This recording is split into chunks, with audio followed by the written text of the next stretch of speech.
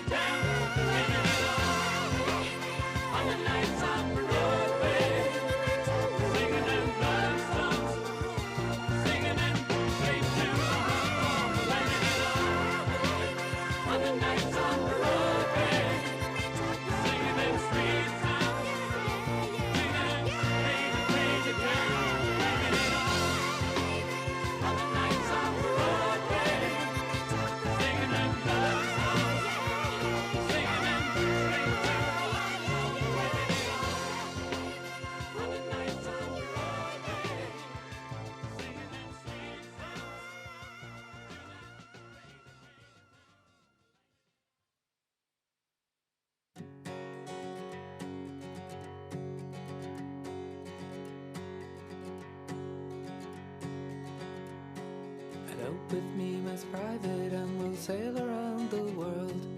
I will be your Ferdinand and you my wayward girl. How many nights of talking in hotel rooms can you take? How many nights of limping round on pagan holidays? Oh, elope with me in private and we'll set something ablaze, a trail for the devil to erase. San Francisco's calling us, the Giants and Mets will play. Piazza New York, catch your eye, you straight or are you gay? We hung about the stadium, we got no place to stay. We hung about the Tenderloin and tenderly you tell about the saddest book you ever read. It always makes you cry, the statue's crying too and Willie May. I love you, I've a drowning grip on your adoring face. I love you, my responsibility has found a place beside you, and strong warnings in the guise of gentle words can wave upon me from the family wide and net absurd. You'll take care of her, I know it, you will do a better job, maybe, but not what she deserves. Elope with me, Miss Private, and we'll drink ourselves awake. We'll taste the coffee houses and award certificates, a privy seal to keep the feel of 1960s style. We'll comment on the decor and we'll help the passerby, and at dusk when work is over we'll continue the debate in a borrowed bedroom, virginal and spare. The catcher hits for 318 and catches every day. The pitcher puts religion first and rests on holidays. He goes into cathedrals and lies prostrate on the floor. He knows a drink affects his speed, he's praying for a doorway back into the life he wants. In the confession of the bench, life outside a diamond is a wrench. I wish that you were here with me to pass the dull weekend. I know it wouldn't come to love my heroine pretend. A lady stepping from the song we love until this day. You settle for an epitaph like walk away, Renee. The sun upon the roof in winter will draw you out like a flower. Meet you at the statue in an hour. Meet you at the statue in an hour.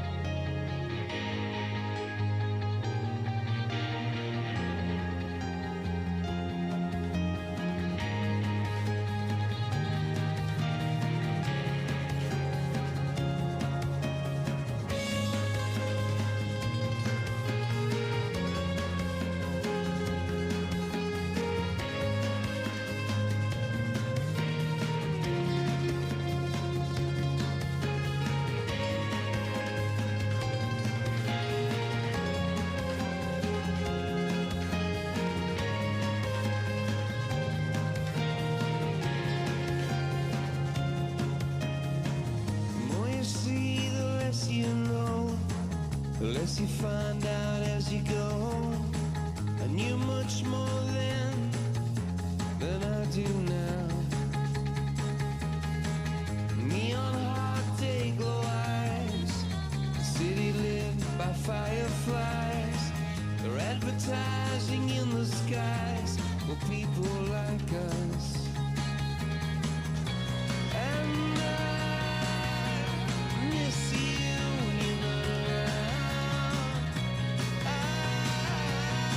I'm getting ready to leave the ground.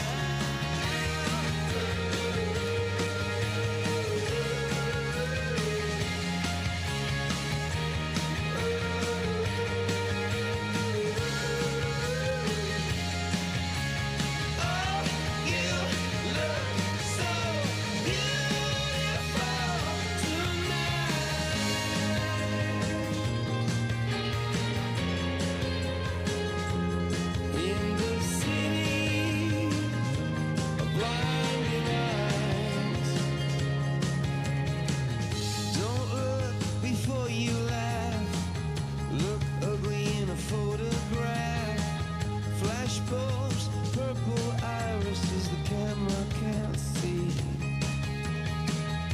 I've seen you walk unafraid. I've seen you in the clothes you make. Can you see the beauty inside of me? What happened to the beauty I had inside of me?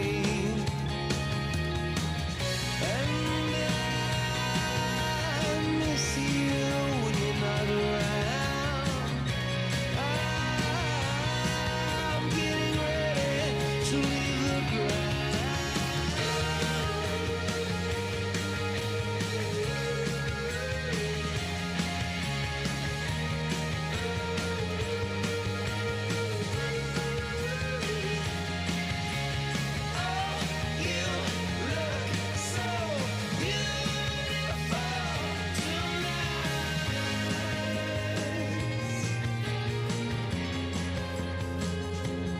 In the city of blinding lights,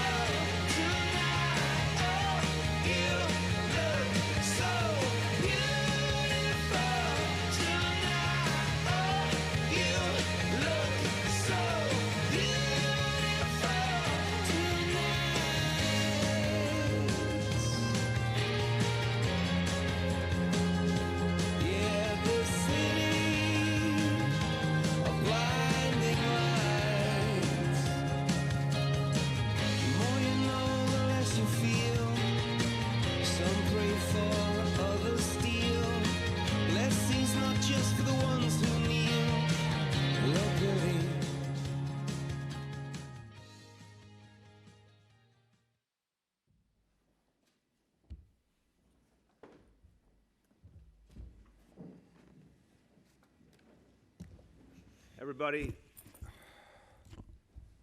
this Friday afternoon, we are beginning now a race against time as we prepare for next week. I have said to the federal government, I've said to all New Yorkers that this Sunday, April 5th, is absolutely essential day as we prepare for a very, very difficult week ahead. And I've called to arms all New Yorkers who can help in this fight.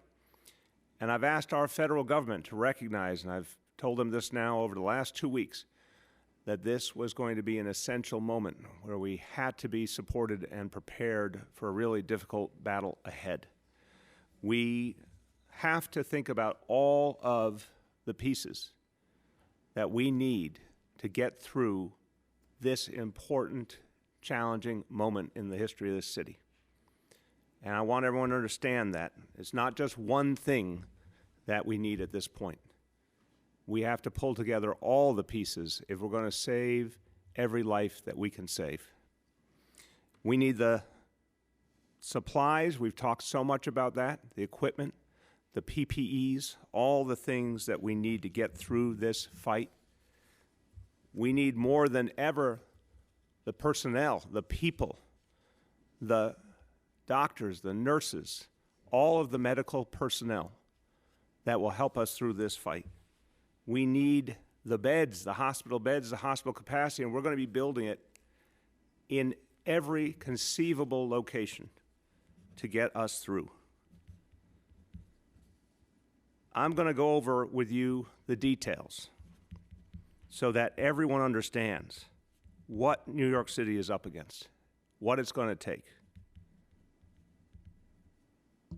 We've obviously looked at every piece of the equation, and the PPEs, the personal protective equipment, is something that has been rightfully focused on deeply, because that's what protects our doctors, our nurses, all our healthcare workers who are heroes fighting at the front line. And that matter is crucially important, but I'm going to focus even more on the pieces of the equation that we're struggling with even more right now. So everyone understands it's been a dramatic fight to make sure we got enough PPEs. But I want to be honest with everyone that making sure we have enough ventilators is even tougher. Making sure we have enough beds is going to be an extraordinary race against time, with only a month to produce a number of hospital beds that's almost inconceivable in the modern history of this city. But we believe we can do it if we get the help we need. Possibly the toughest part of the equation is the personnel. And we're going to need help not only from everyone in this city, but from the entire country if we're going to meet this goal in time. So I will not focus as much in this update today on the PPEs.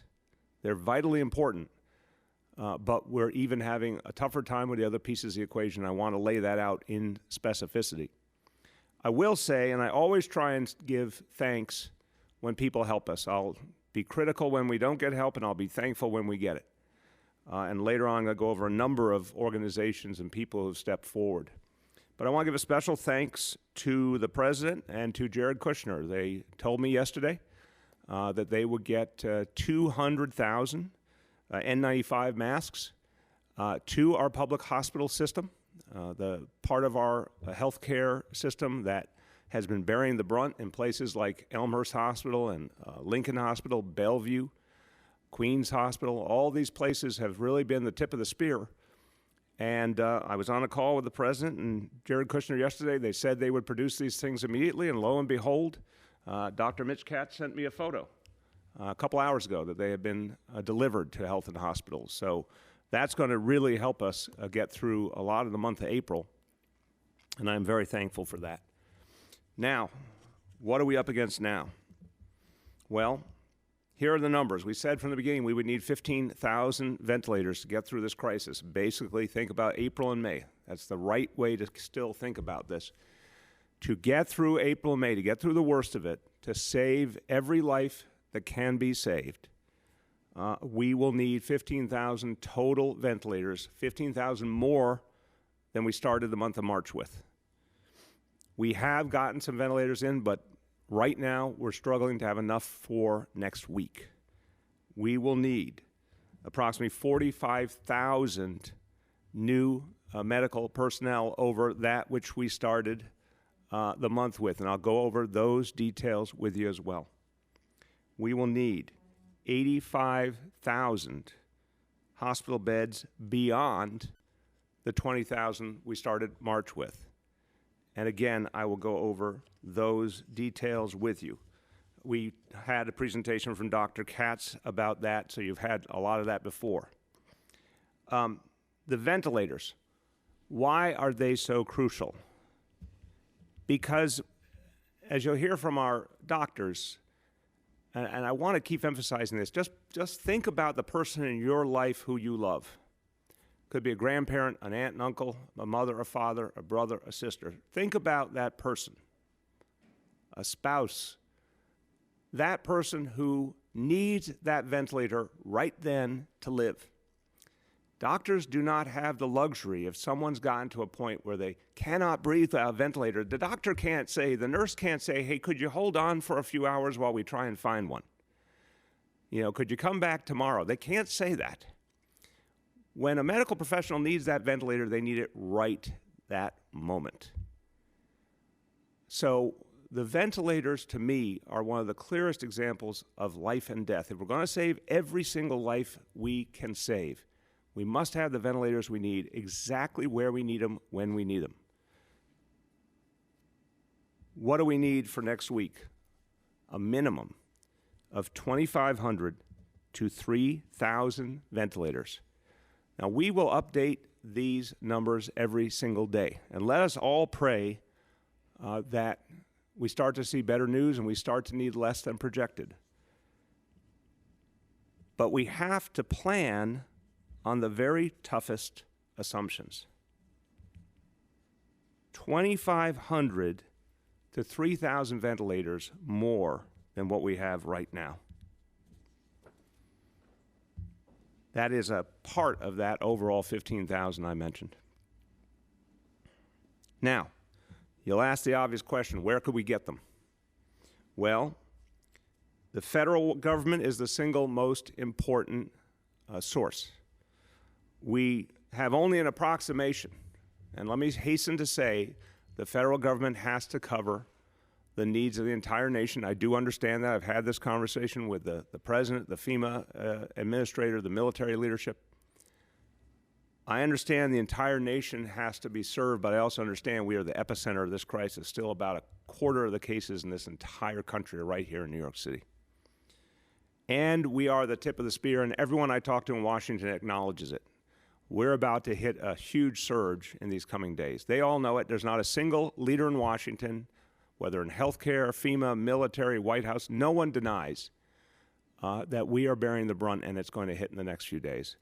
So when I talk about the 10,000 ventilators in the federal stockpile, it stands to reason that they should go where the need is greatest in our nation, and right now that's here. And the second we don't need them, we will happily work to move them to any other part of the country that does. The New York State stockpile, the best of our information at this point, there's about 2,000 left in that stockpile. Again, I understand the state has to think about every part of this state, but we are overwhelmingly the place in this state where the problem is greatest. So those are two places to turn. Now, where else can we think about? Well, today there was something really positive that happened, and that was that the governors of both New York and New Jersey took a crucial step, and that was to order private companies to release any stockpile they have of crucially needed supplies. Ventilators, obviously, PPEs. We're waiting for all the details, but I want to be crystal clear. This is exactly the kind of thing we need. In fact, I would urge every state in the union to exercise the same approach. Any private medical facilities, doctors, any industries, construction, manufacturing, any place that's holding back personal protective equipment or ventilators at a moment of profound crisis, we have to be clear. This is a wartime dynamic. People's lives are at stake. There is no reason in the world to hold back that equipment. If that equipment is meant for someone who's fighting at the front line, someone who's one of our healthcare workers, our first responders, that's one thing. If it's part of fighting COVID-19, that's great. But we know for a fact there's still a lot of equipment, a lot of supplies that have not been applied to this struggle. They are sitting in offices and warehouses, and that's unacceptable. So I commend both states for taking action, and we will act in tandem with this effort. I am authorizing the NYPD, the Fire Department of New York City, the Sheriff's Office of New York City, to immediately support the efforts to acquire these supplies from these private sources. I am certain many, many companies will comply with the new order readily. In that case, we want our law enforcement agencies to help make sure that the deliveries are done promptly and that they are secure. We all know how valuable these supplies are. We want them to be secured.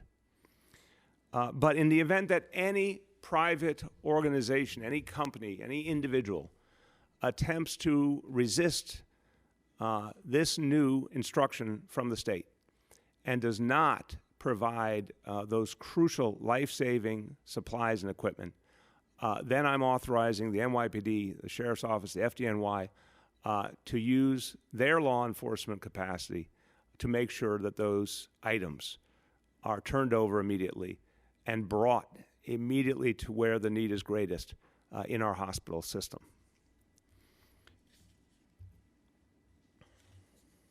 Now, another part of this equation, And this one's tough because it's never been done before. We don't have any companies in New York City that make ventilators. It just doesn't exist. But I have asked our Economic Development Corporation to attempt rapidly to answer this call with some form of local production. They have developed a plan. We will have more to say on that in the next few days as soon as the details are perfected. But this is an important part of the equation. It has never been done, but we have to see if there's any viable way to produce ventilators locally that could help us achieve this goal. Finally, the alternative devices. These devices, and the doctors will talk about this later. Dr. Katz has given me a tutorial on this. They do help, for sure. They can help in several ways as part of a variety of tools we use to save lives. They are not the same as a ventilator per se, but they are still a very valuable piece of the equation. We've secured 1,780 of these devices. We believe there's about 3,000 in New York State Reserve, and we're going to certainly work with the state to maximize the use of these items as we get ready for this very difficult week ahead. Let me now talk to you about our heroes, our healthcare workers. Our healthcare workers, I think this is their toughest hour, but it's also their finest hour. They have been going through so much the last few weeks. They've been extraordinarily valiant. We've got to make sure we protect them. We've got to give them the equipment they need to do their jobs. But we also need to give them a lot more reinforcement. Look, think about it. These folks have been working night and day through very tough conditions, seeing a lot of painful realities. A lot of them have not gotten any break at all, and they've watched as a lot of their colleagues have gotten sick and had to go offline. That just put more pressure on so many of the healthcare workers. They had to do even more work. We need to bring in additional personnel rapidly to relieve them, to support them, to rotate, give them a chance to get a break, but also because the need is just exploding in terms of the COVID cases. So where did we start? Well, at the beginning of March, we had about 125,000 citywide clinical staff, all our hospitals combined. And just for all of us who are not doctors, and I'm constantly asking these questions so I can understand better and I can explain them to the people of the city. Clinical staff, here's the broad definition: doctors, nurses, respiratory therapists, pharmacists, dietitians. For the purpose of dealing with COVID, that's the core group of professions we're talking about.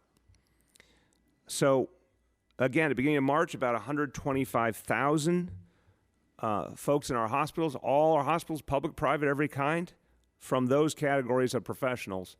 About 20,000 of them within that larger group, about 20,000 worked in our public hospitals at health and hospitals. Now, here's what we need to get through April and into May and to really help save lives all through April and May. We need to build out rapidly additional staffing. And the number is really substantial.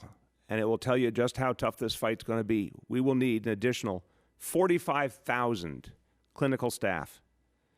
That means about 7,500 who will be in our traditional hospital buildings and another 37,500 who will be staffing all the non-traditional hospitals that are being created. You see already places like the Javits Center, the Billie Jean King Tennis Center. We're going to be in the Brooklyn Cruise Terminal. We're going to be in hotels all over the city, whole hotels converted to hospitals. All of this is going to take staffing. Now, some need a lot of intensive staffing, like, of course, intensive care units. But others, the hotels in particular, given the patients they'll be handling, can get a lot done with less staffing. And there's a phrase I've been hearing these last days that all New Yorkers need to understand is crisis staffing, crisis protocols, that we're going to be staffing these medical facilities not in the ideal way, not in the way we all wish we could, but in the way that makes sense in battle, when we have to make smart choices and smart compromises to be able to save the most lives and serve the most people. We're asking our medical personnel right now, they don't have the ideal in terms of the kind of numbers of personnel they deserve. They don't have all the equipment they deserve. They don't have all the PPEs they deserve. We have been now for weeks and weeks on a crisis footing, and the CDC recognizes this, that there's one standard, if you will, for peacetime. There's another standard for wartime. And we have to make tough choices and get by with less in wartime. I keep saying to everyone, this is like a war that hasn't been declared and needs to be declared by our national government, because if you go to one of these hospitals, what our healthcare workers are going through sure looks like a war to me. And they deserve the best, but they're doing their best even with the limits that have been placed on them. And we need to recognize that and acknowledge that and say to them, we know what you're going through. We have some inkling, even though none of us are walking in your shoes, but we know you don't being given everything you should, and we're going to try and get you more and more. But even if we do well, it's still not perfect. But I'll tell you something, our healthcare workers, just like our first responders, they keep showing up, they keep doing the job no matter what. We need to get them these reinforcements, and we need to do it quickly. So we'll do it in a variety of manners. Through contracting, we've already in recent weeks added an additional 3,600 medical personnel. Our goal is to double that quickly through the contracting process. This means bringing in medical personnel from all over the country under contract, a lot from this part of the country. Volunteers. We've been working with our own New York City Medical Reserve Corps through our Department of Health and with the state through its medical volunteer system. Together, that's almost accounted for 1,000 new medical professionals. We need to get a lot more out of that. We intend to. FEMA. I've been talking to the White House, to FEMA, to the military since last week. A request I've said many times, asked for 1,000 nurses, 300 respiratory therapists, and 150 doctors by the end of the day, Sunday. I spoke just about an hour ago to the chairman of the Joint Chiefs of Staff, General Milley. That request is being acted on actively. I'm not going to be able to tell you at this hour exactly what the numbers will be. I expect to hear that by the end of the day.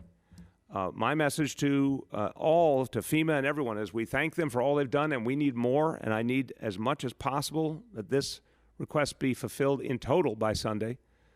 If it is not fulfilled by Sunday, we are going to start to have challenges immediately. So we have to get the maximum help from Washington, and I'll have that report soon. In terms of what could happen to truly enlist all the medical personnel of our country.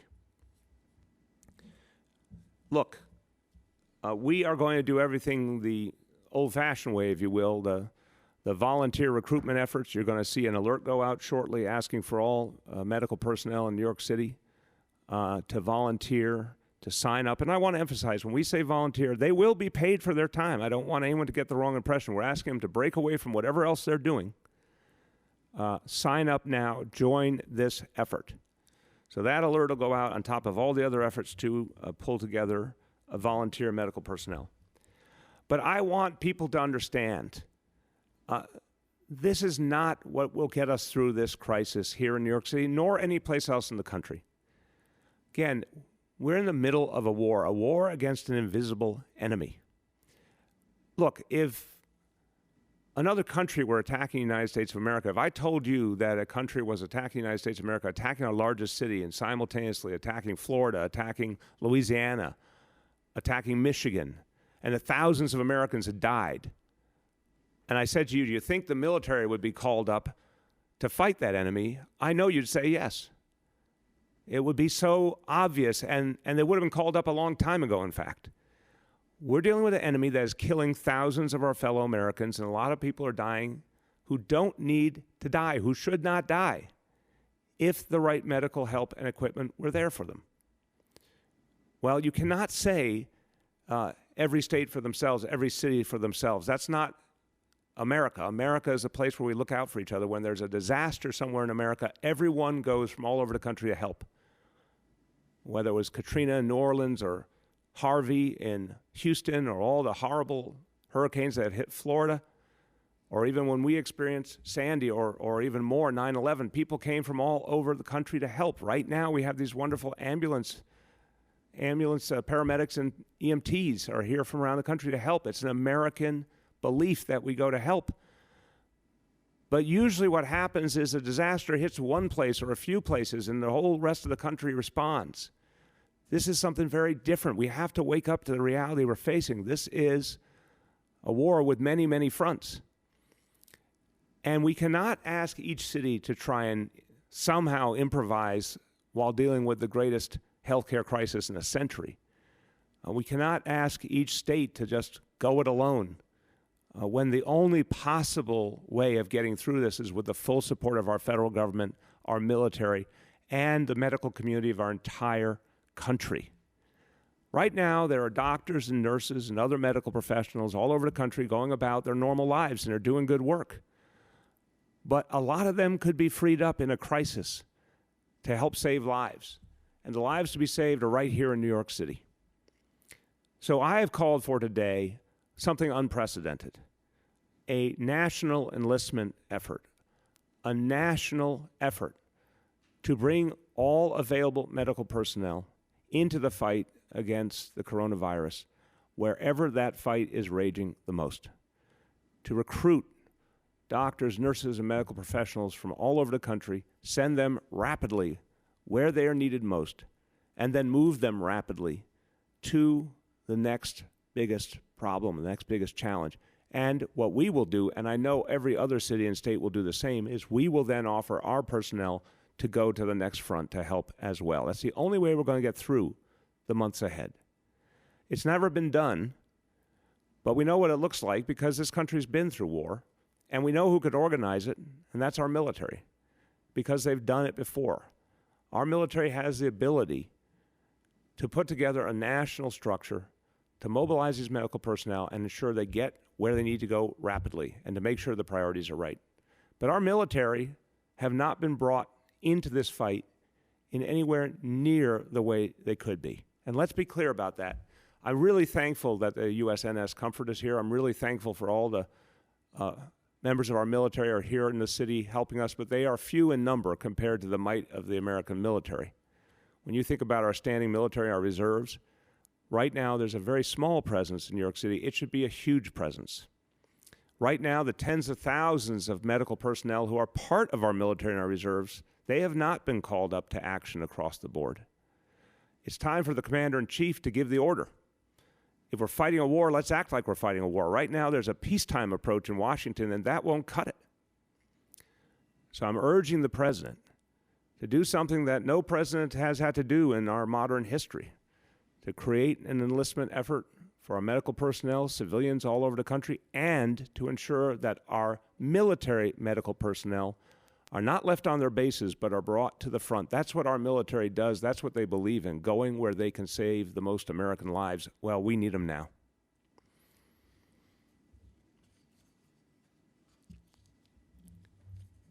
A few more points, and I mentioned to you there's some wonderful people who have been helping us out, but before I go to that very positive, hopeful roll call, I do want to offer personal condolences to our city comptroller, Scott Stringer. He lost his mom, Arlene Stringer Cuevas. And for a lot of us in public service here in New York City, well, we've all known Scott, and many of us for many decades, and we appreciate him and the work he does for this city. But we also have known his mom. His mom did so much.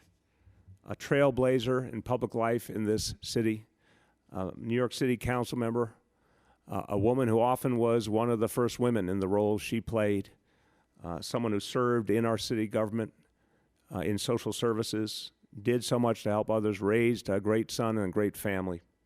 We've lost her to the coronavirus. A vibrant, amazing New Yorker, a true New Yorker with a lot of personality. And our condolences, all of us here in City Hall are feeling this, and we offer our condolences to Scott and his whole family. And it's another reminder of how personal this crisis has been for all of us. Every single New Yorker knows someone who either has this disease or has lost a loved one to this disease. It's very personal for all of us. And we mourn with all the families who have lost a loved one.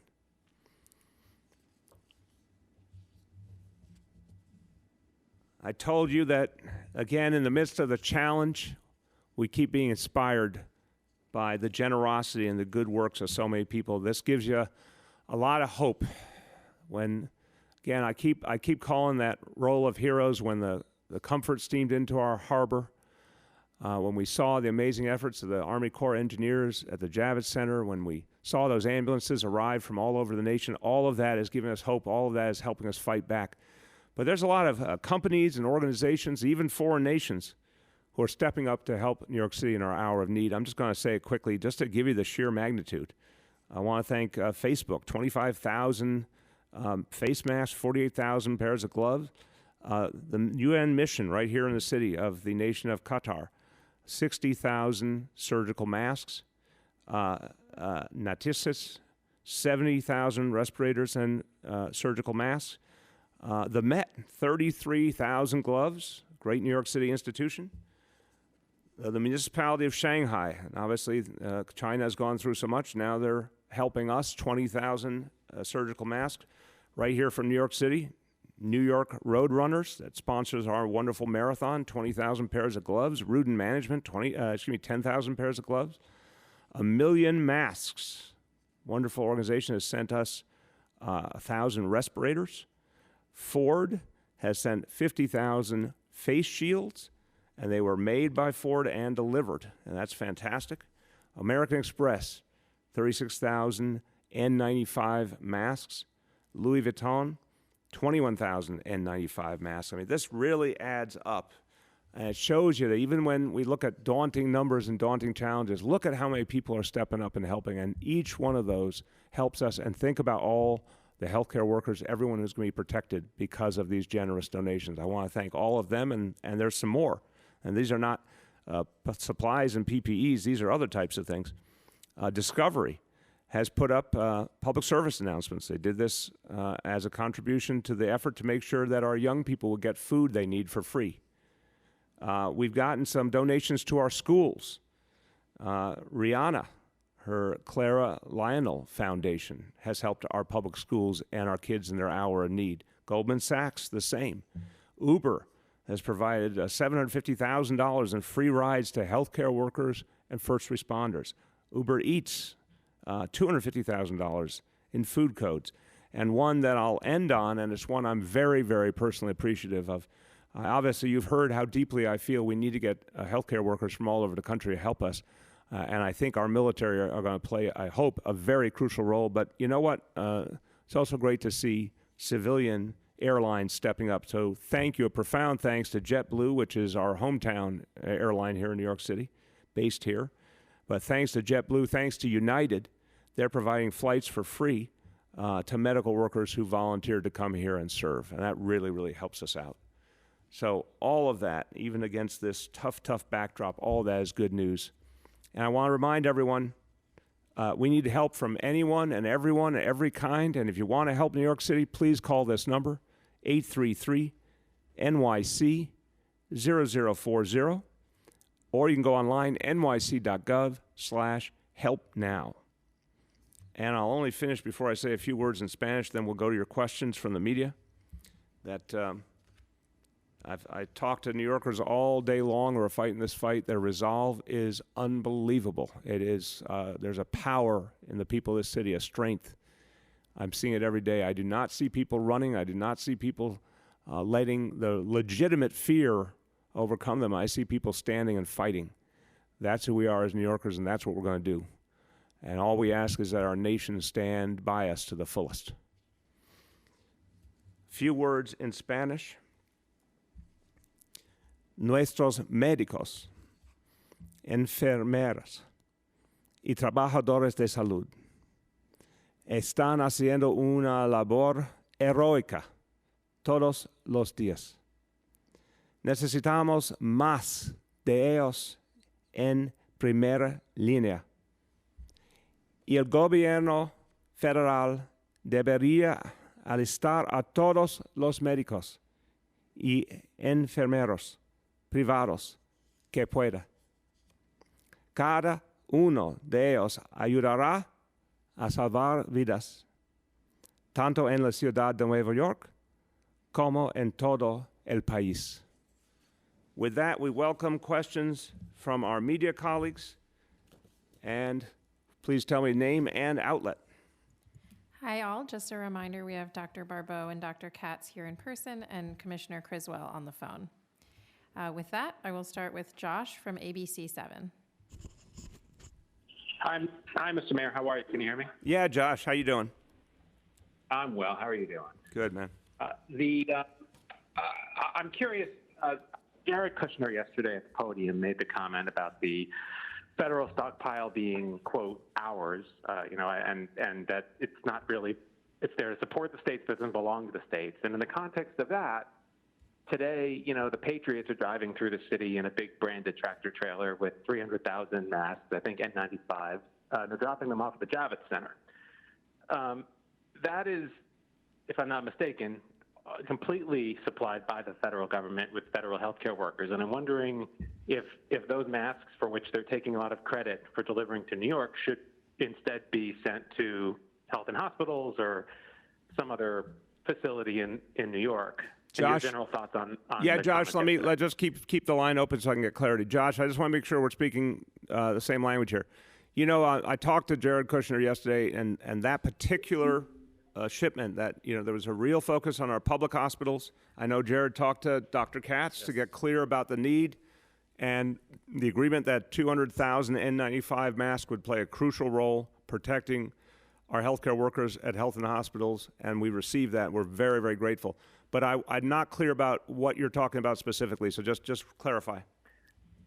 So the New England Patriots, just in the last hour, I think they had a big public flight. They flew to China. They got, like almost 2 million masks. And they apparently drove 300,000 of them, according to them, into the city, and they dropped them off at the Javits Center. And there's video on Twitter of like this motorcade, an NYPD motorcade with this truck. And I'm wondering if you know where they are really destined. Are they destined for the federal workers at the Javits Center who presumably came with their own materials? Is that material that the city should be able to use, or a combination of both? First of all, thank you. And there's been a lot going on today, so I did not know about that being done by the Patriots. I want to thank the New England Patriots for that extraordinary donation. As many of you know, born in New York City to a New York City family, but I grew up in Massachusetts and am a fan of the New England Patriots through thick and thin. And that's a fantastic donation. And Josh, I think the assumption that anyone comes with the supplies they need, I just want to challenge you on that. Everyone around the country is struggling, including those who are working as part of the FEMA response, to make sure they'll have enough supplies for the duration of this crisis here in the city, which really could be as much as 2 full months, the worst of it. So, no, when you get a huge amount of supplies like that, that's just a wonderful thing, and it will absolutely be used and needed, and Javits Center is a great place for it. How it will be specifically utilized, we'll get back to you. But no, anyone who wants to show up to one of our hospital sites and has something that's helpful, we have an organized system that we obviously want people to go through. That's the best way, by calling 833-NYC-0040. Or going online, nyc.gov/help-now. But if if someone wants to show up with hundreds of thousands of masks, and I know that's happened at Bellevue in one case, and of course we're going to accept them with great gratitude. So we'll get you the details on the use, but that's a fantastic development. Next, we'll take Julia from the Post. Mayor, how you doing? Good. Good. So the appointment of former police commissioner Jimmy O'Neill just kind of begs the question about why that role is not being filled by Commissioner Criswell, who I understand she's on the call today, but we really haven't seen her as visible as we've seen, say, Dr. Katz or Dr. Barbeau. So, Julia, I'm not sure I understand the question, so I'm just going to try and explain how this is all working. I've been working with all of my colleagues over these last weeks, even months now. Deanne Criswell, as our emergency management commissioner, has been with the deputy mayor's, in the lead organizing this entire operation, and she also happens to have tremendous relationships at the federal level and has helped us to bring in a lot of the resources we have and work out the operational plans with the federal government, the state government. She's doing exactly what you want an emergency management commissioner to do. She's working on all aspects of the crisis, as is her team. You're seeing the healthcare professionals more. Julia, I think this is pretty straight up, that because many of the questions and concerns that we raise in these press conferences are about the healthcare issues and the science and the actions that are going on in health and hospitals. Jimmy O'Neill is playing a very specific role, and I asked him to play this role, which is to ensure that in the hospitals themselves, that given the dynamicness of what we're about to go through in the next few weeks, that upon the arrival of supplies, we know that the utilization, the security of the supplies, the turnaround time in terms of what we need for resupply, that everything is very tight and there's eyes on the situation with people that he'll have in each hospital. And we've got a very, very strong coordination structure. That's a piece of a much bigger equation, but he's perfect for that piece of the equation. I'm so grateful that he's taken that on.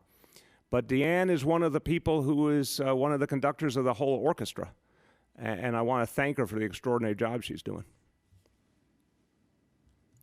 Next, we have Gloria from New York 1. Hi, Mr. Mayor. How are you doing? Good, Gloria. I want, if I may, just sort of two separate questions. First, I wanted to follow up on the city's guidance yesterday about New Yorkers wearing face coverings. Will the city be providing workers and people in homeless shelters with the necessary equipment or masks? And if I may follow up. Yeah, just do it all at once. That one's easy. And then I wanted to ask you if there's any update on a rent freeze. I know you spoke about that this morning, and you talked about the role that Albany plays here. But is there anything that the city is looking at or planning as the days continue to go on and people are having trouble making their payments and so on? What kind of power does the city have here beyond folks who live in rent-stabilized apartments? Yeah, Gloria, thank you. On the first part, the answer is yes, we will be. It'll take us obviously a few days to fully implement, but we will be providing bandanas, scarves, whatever kind of face covering makes sense in the facilities that we control that people live in our correction system, in our homeless shelter system, et cetera. So the answer is yes there. And on the second part, now hold on, Gloria, we have none of us have gotten much sleep lately. What was the second part again? Oh, you can cue me. Rent freeze, thank you. On that part, the question you're asking is the right way, which is that the city's power has to do with the Rent Guidelines Board, which I've asked, in fact, the state to suspend. The fact is, that would create a de facto rent freeze. I think that's the right thing to do. But unless the state suspends by law that process, we would have to go through the whole process, which would take months.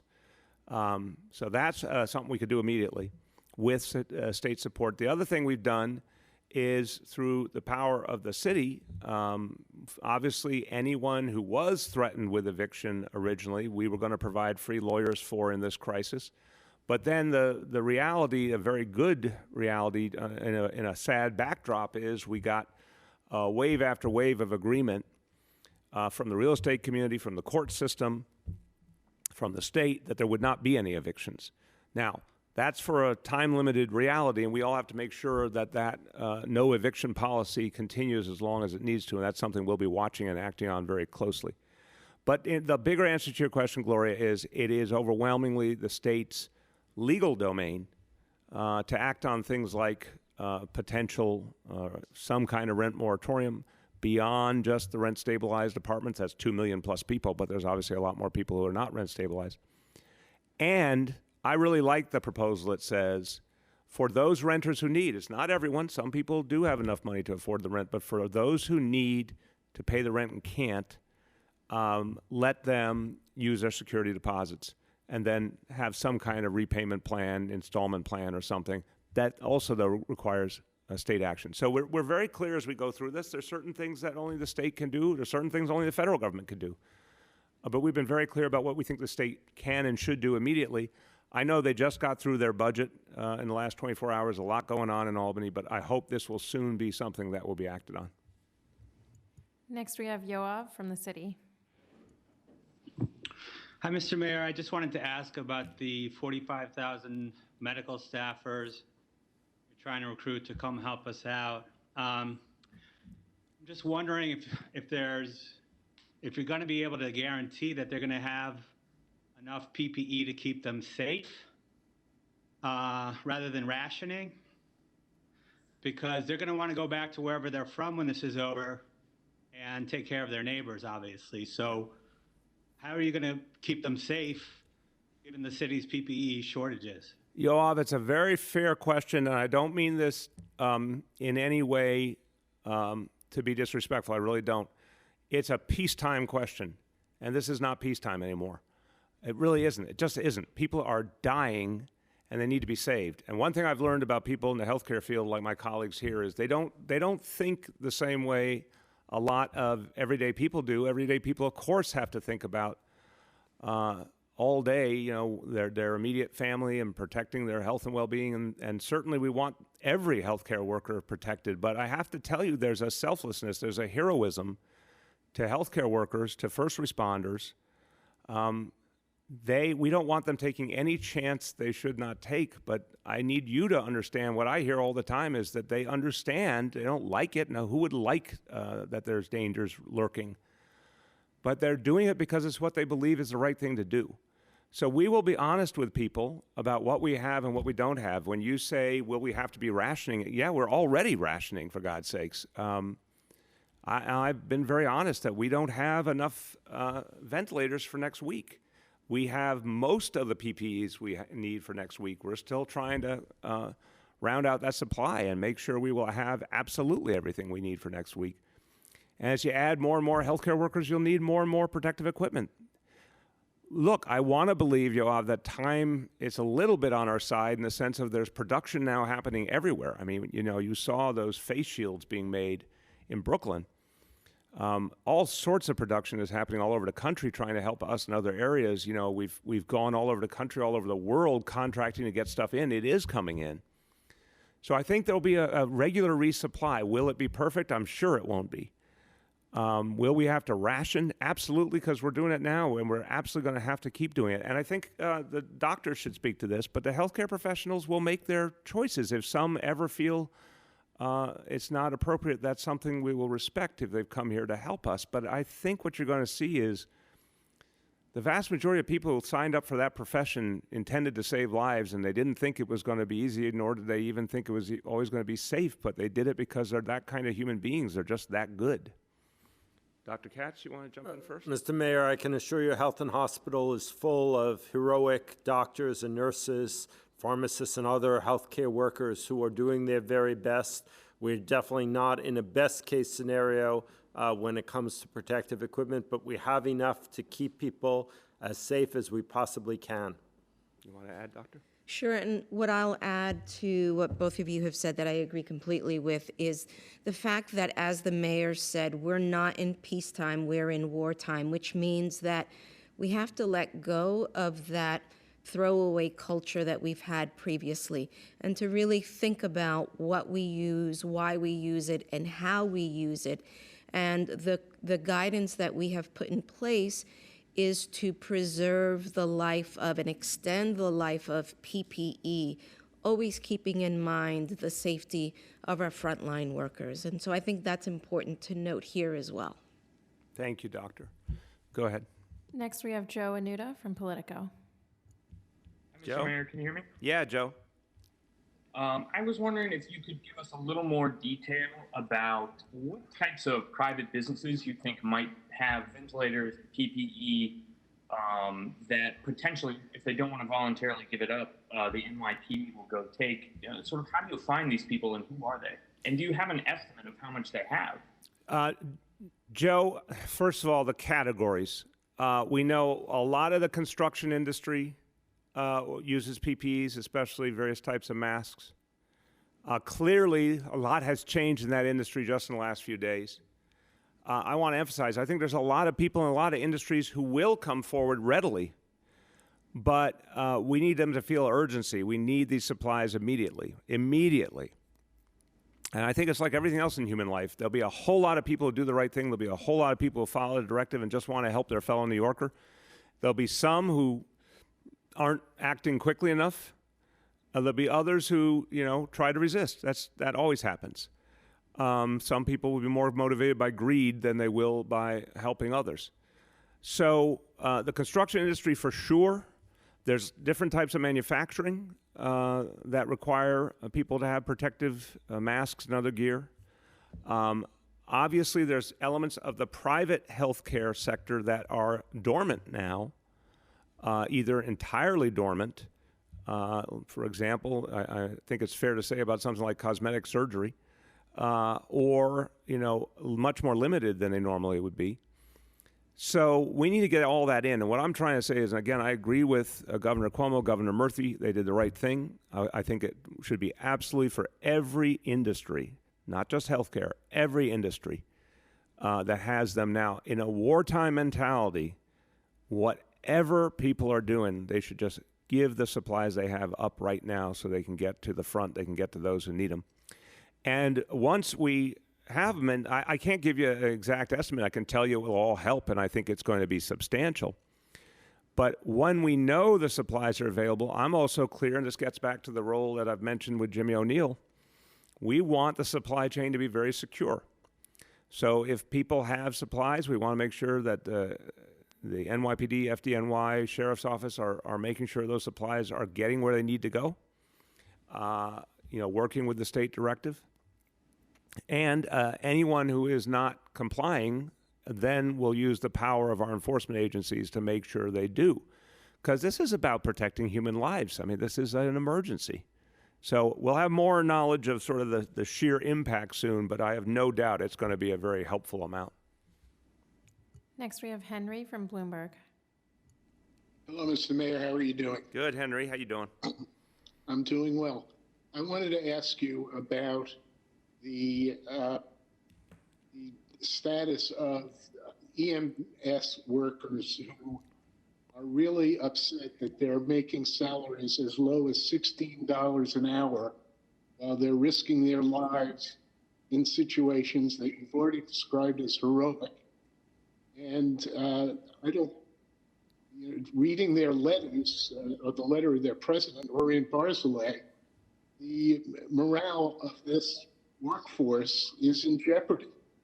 I mean, he's written you a letter or has put out a statement saying that it's shameful that their salary of $16 an hour for the work they're doing is shameful. What's your response to that? Henry, I appreciate the question, and we will get you offline all the facts about how our very brave, very strong and effective EMTs and paramedics are compensated. So you have all the facts in front of you. I spent time yesterday out in Queens with a group of paramedics and EMTs. I talked to them about everything they were experiencing, what they were feeling.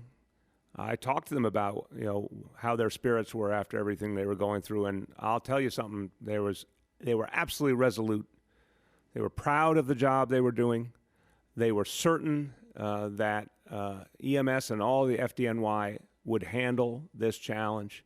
They knew that reinforcements had come in from around the country. They were very grateful about that, really happy about that. They knew more was coming.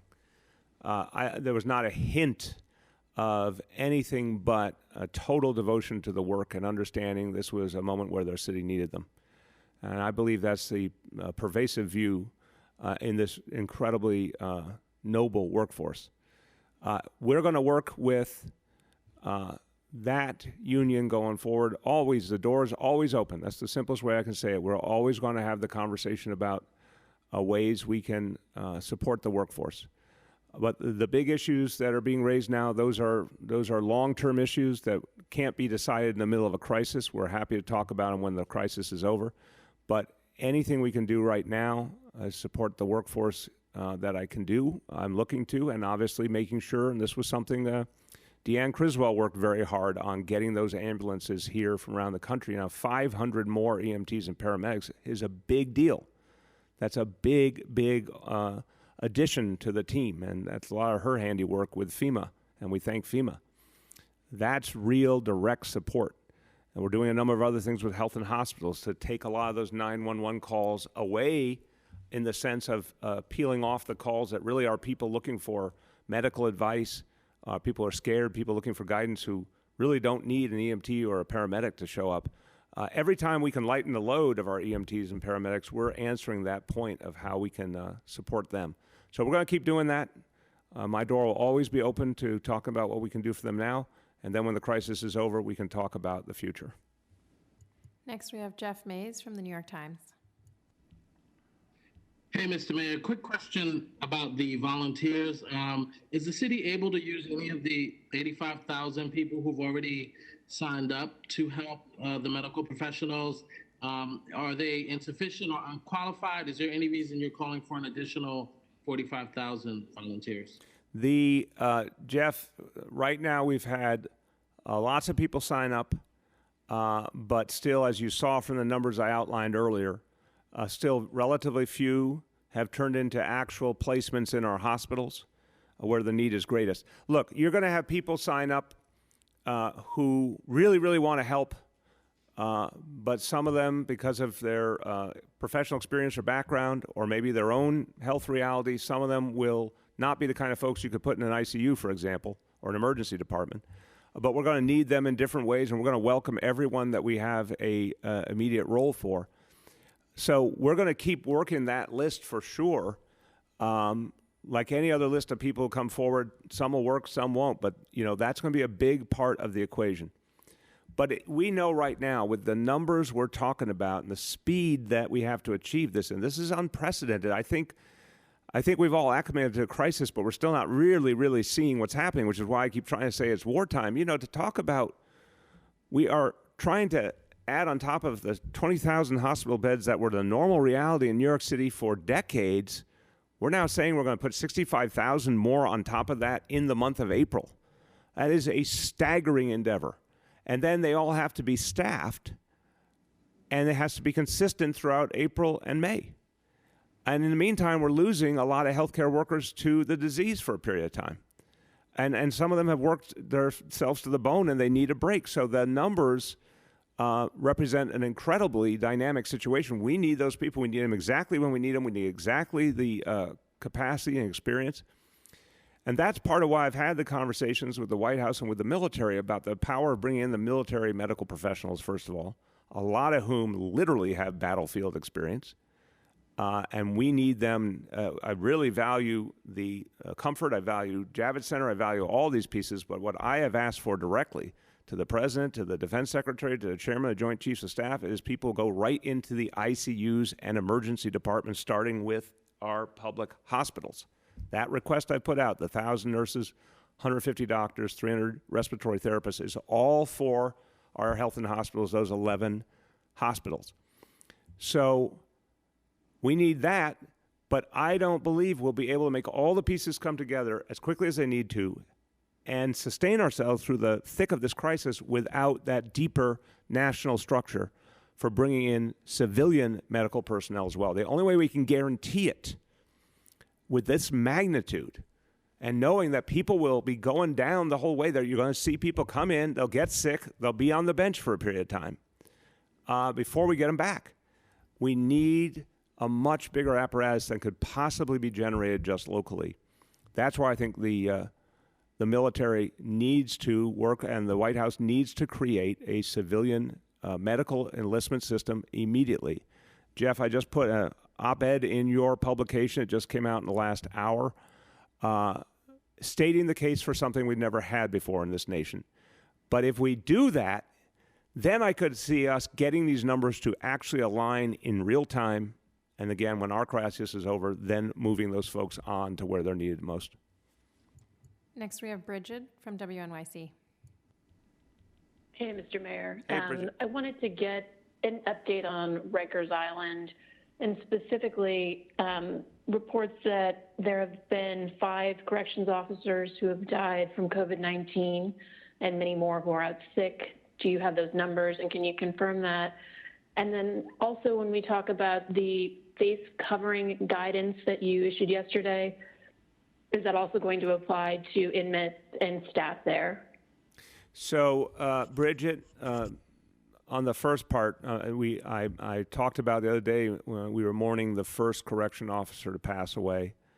In addition to the investigator who passed away, there's an IT person for a correction department.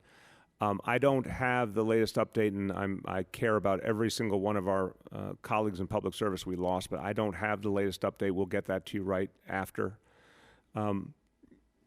We have to do everything we can to keep everyone safe in our correction system, and the thing we believed was the right thing to do, in addition to correctional health, which is run by Health and Hospitals in a very, very strong capacity, we had to reduce the population in our jail system. We had to get out inmates that were in immediate danger because of their own health conditions. We had to get out inmates with low-level offenses. There was no reason to keep them there in this crisis. We worked with the state. We worked with the DAs. Right now, Bridget, we're over 1,000 inmates who have been released.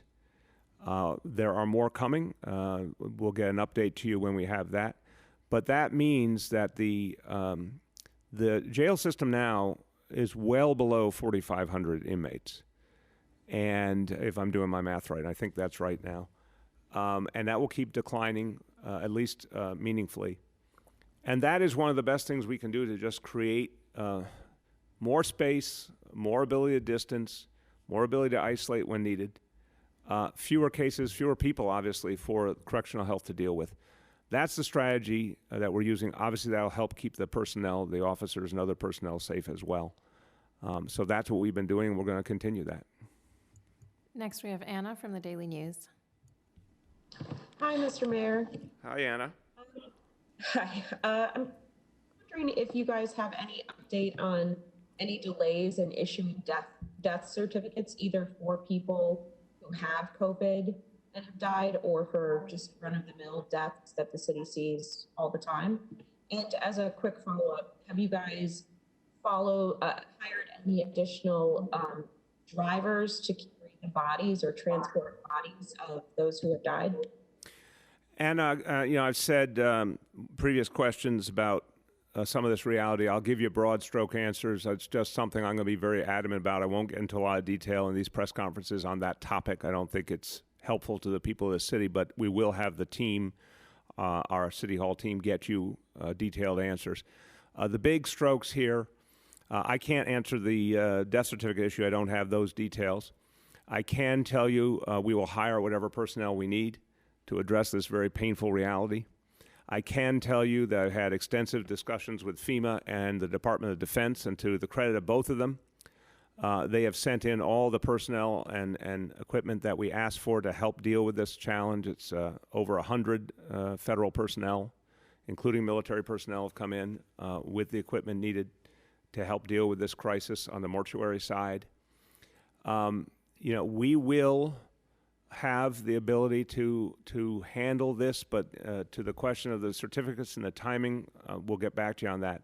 I'll take the occasion, Anna, to just clear the air on something that was raised a couple days back when we were over at the tennis center, which is being converted, obviously, to a non-traditional hospital. And someone raised a story, I believe, from The Intercept, and I said at the time the story really seemed entirely inaccurate to me, and I want to report the story is entirely inaccurate. So going forward, we're going to figure out how to deal with this very painful reality of those we've lost. What will happen in the future will be all based on treating each individual as an individual. We believe we'll be able to come up with a system to accommodate families over time. We will not be using any inmates from our correction system in any way to address burial needs. And so again, I'll leave it at that and say there is a plan in place. There is a lot of support from the federal government. We'll find our way through, and our team will get you any other answers. Mr. Mayor, can I Please. add to the the burial death and the desk rather, and the death certificates, we have reorganized our workforce to ensure that we have health department staff readily available to work with funeral directors to make sure that they can proceed with the disposition in a timely manner. So we've got staff at our offices at 125 Worth Street that are working with funeral directors on an ongoing basis to make sure that we get through those in a timely way. Thank you, Doctor. We'll take two more today. Next up is Sydney from the Staten Island Advance. Hey there, Mr. Mayor. So I have a question more for Dr. Barbeau.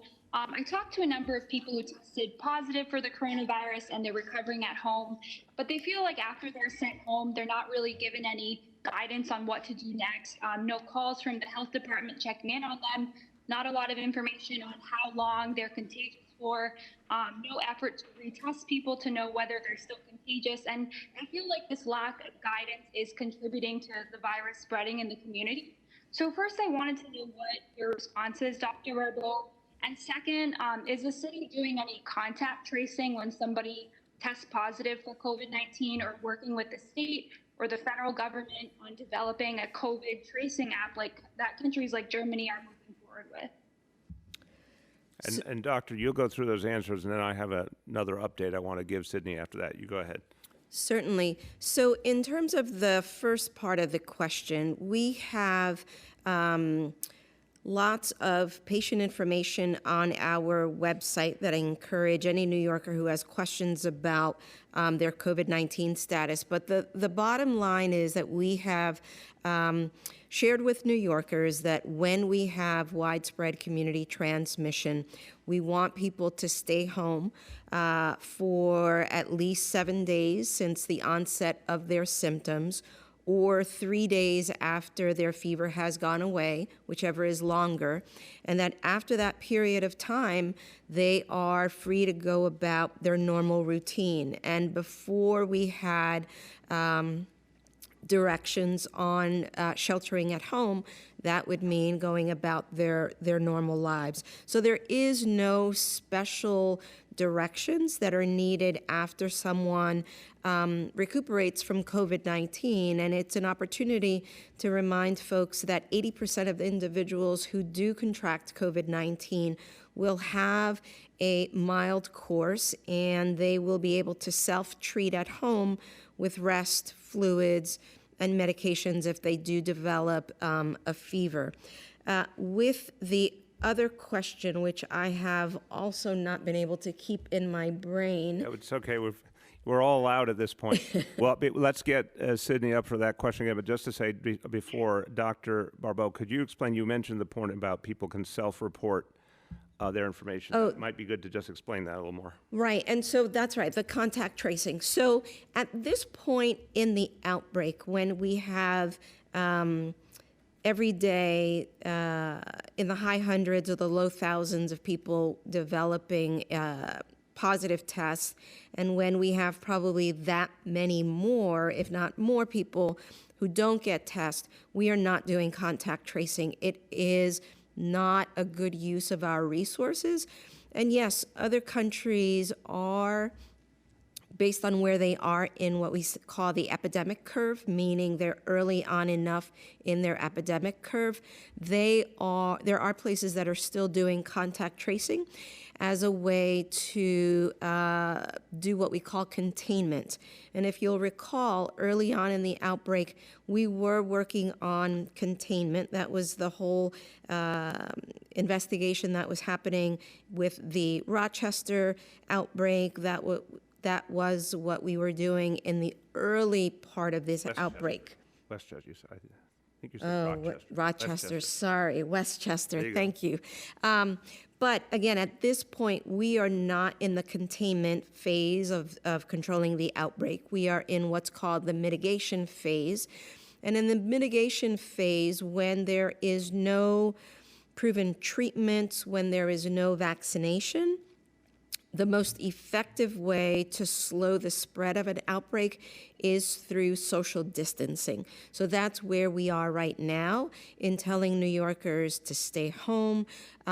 If they have to go outside for essential services, that we want them to be wearing a face covering. So we are past the point of contact tracing. You want just a portal also, is that people want to self-report information? Yes, if they want to self-report information, they can go through nyc.gov/coronavirus. Excellent. Thank you. Sydney, also following up on a previous question. The expansion of healthcare capacity of beds for Staten Island, just give you a quick summary. At the two hospitals, like every one of the 56 hospitals around the city that are participating in the front line of the COVID-19 response, every single one of them is required by the state, and we agree with this 100%, to maximize capacity. That basically means a 50% increase in beds through a variety of means. Mitch Katz, early on in this crisis, talked about turning a cafeteria into an ICU or putting a tent in the parking lot or whatever it takes. Getting beds online that have been unstaffed and out of commission. So both the hospitals have to increase their capacity and constantly increase the number of beds that are being classified as ICU so they can serve the most urgent COVID-19 cases. That's part one. Part two, and obviously as we've talked about, we are going to constantly be resupplying both of them. Part two, the state has two locations they're working on to create additional non-traditional hospital capacity. In part three, I mentioned that the city was focusing on hotels. We have a hotel. We'll get you the details once it's public. A hotel in Staten Island that we will be leasing. First, to provide space for healthcare workers who need a place to be away from their families so they can keep doing their job. But as the needs in Staten Island grow, if it needed to be converted into something where we're providing direct health care and turning it into a de facto hospital, we can do that. And again, we will keep expanding into hotels and into other public spaces in every borough, including Staten Island, to match whatever the need is. As it grows, we're going to keep adding. And I want to say something about hotels and public spaces. Hotels can be converted very rapidly because it's a kind of a battlefield conversion. There's not a lot of additional work done to turn a hotel into a non-traditional hospital that can serve people convalescing from COVID-19, for example. You'll need the staffing, you need some equipment, but you actually don't need as much as you might think. And there are other buildings that can also be converted rapidly. So we're going to keep expanding constantly to meet need. And the idea here is to just not stop until we are certain that we have enough beds for everyone. Go ahead. Last question for today. We have Seth from City Journal. Hi, Mayor. Looking at the data from your health department on new hospitalizations, it appears that the numbers have stabilized and are dropping. At a peak, and this is due to the lockdown, I think, at a peak, they were 820 hospitalizations in one day. Now, your projection that we'll need an additional 85,000 beds. No, total. I'm sorry, Seth. Total 85,000. 20,000 okay, we started with plus 65. Okay, another 65,000 beds. We would still really need to be past peak hospitalizations for 2 months with no one recovering or dying. So it seems like your projections aren't really matching the current data. And I was wondering if I could get some clarity on that. The number of new hospitalizations appears to have peaked and is going down. It would have to be accelerating for us to need so many tens of thousands of new beds. Well, let me contest that. I'm going to start as the layman, and then we'll go to Mitch, and then if Oxiris wants to add. So first of all, I'm going to say these two are much more scientific in their training than I am, but I think they'll agree with this opening statement. It is too early to make any, I'm not trying to say, I think your question is a great question. I'm not trying to say this about your question. I'm trying to say this about anybody observing, particularly in public life. It's not time to pronounce the direction that this is going in because it's still early. And we are preparing absolutely for worst case scenarios. So Seth, if it turned out, a month from now, if your question was, wow, it turned out to be a lot better than you projected and you had too much ready to handle the problem, I would be very, very happy with that question. But we have to plan for worst case scenarios. We've seen this. This is a ferocious disease. And the number of cases, the way they've grown, the number of hospitalizations and ICU admissions, we are projecting that at some point next week, we could be as high as 5,000 people intubated simultaneously in New York City. I mean, that's an astounding figure. So I don't see it as we have any evidence yet that things are turning in our favor. The other thing I would say is whenever you reach the peak, and certainly from our conversations I've had at least with national healthcare leaders, they think we're still a ways from it, and that's just the infection peak. There's still a lag time in terms of how that turns into hospitalizations, and particularly in the ICU. I think there's a lot tougher times ahead, as I've been saying, but also remember, you're talking about people who may need to be in the hospital for weeks, folks who are on those ventilators. Many times that's 3 weeks. And Mitch and Oxiris will go into more detail. You got to think about the bed through the lens of the human being and what they go through. And a human being who's in that bed for a month or more, or someone who's convalescing for a period of time, all of that takes the bed and the staff, the equipment, everything. And there's another person coming in, another and another and another. So I would argue when you look at the whole equation, we're going to need a whole lot, and it's going to sustain for certainly weeks on end. You want to add, Mitch? I think the mayor has characterized it correctly. The huge bolus still continues to be intensive care unit. So a good example, Elmhurst, right at the forefront of this pandemic in New York City, had an ICU of 29 beds under normal circumstances. This past Monday, they were up to 110. Today, on Friday, they're up to 150. So these are all patients who are extremely ill. At least 85% of them are on ventilators.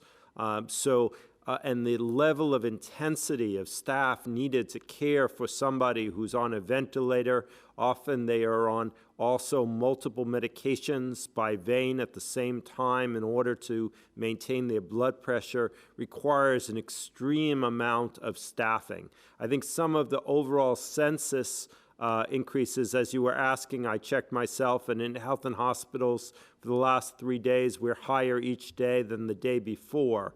But I do agree that the real boluses are around the ICU more than on the regular medicine patients. And then I'll just add that in terms of looking at the broad trends, that we're looking at data from emergency departments as well as data related to admissions, the overall trend is that this is not slowing down. And the mayor's absolutely right in terms of the bolus to the system.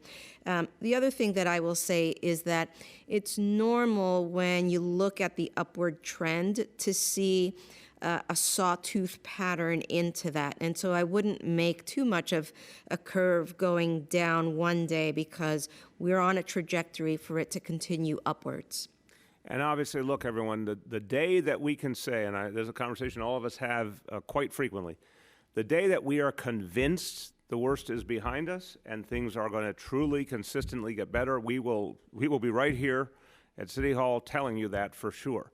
But until that time, we don't want false hope. We don't want people, relaxing prematurely or losing focus. We're going into the thick of battle, and I think it's absolutely crucial that people understand that. I've had this conversation with a lot of New Yorkers and a lot of people who are really deeply, deeply involved in the life of this city, and what I've heard consistently, and I had this conversation with one of the greatest of all New Yorkers, Cardinal Dolan, and he said, tell it like it is. New Yorkers appreciate that. They want to hear the truth. They want to hear what we're about to go through, even if it's going to be tough. People would much rather hear exactly what we know and then be ready for battle than have it sugar-coated. But we know New Yorkers can get through anything, and people are really showing tremendous solidarity and strength. And we also know that this is a battle that will not go on forever. It will go on intensely for weeks, as I've said, April and May, and then we'll start to get some relief. And then one day life is going to get back to normal. It is a battle that will end at one point, and then we'll all recover together. But in the meantime, we'll tell you every day what we know to keep all of our fellow New Yorkers informed. Thank you, everybody. Sir.